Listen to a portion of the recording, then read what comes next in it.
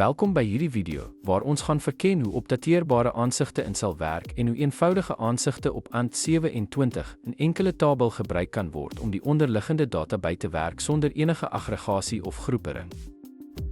Die opdateerbare aansig laat jou toe om data te wysig solank dit direk uit een tabel selekteer en geen group by clausules, saamvoegfunksies soos sum of count of berekende velde insluit nie.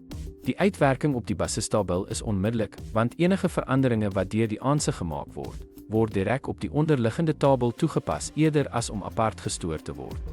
In hierdie voorbeeldopdatering werk die uitvoering van 'n stelling soos ipdate vir employeename, set lastname, smitte, were versname, joon, die employeestabel by deur die aansig. Die beperkings van opdateerbare aansigte word duidelik met komplekse aansigte, want die wat jonings of saamvoegings gebruik, is oor die algemeen lees alleen en kan nie direk opgedateer word nie.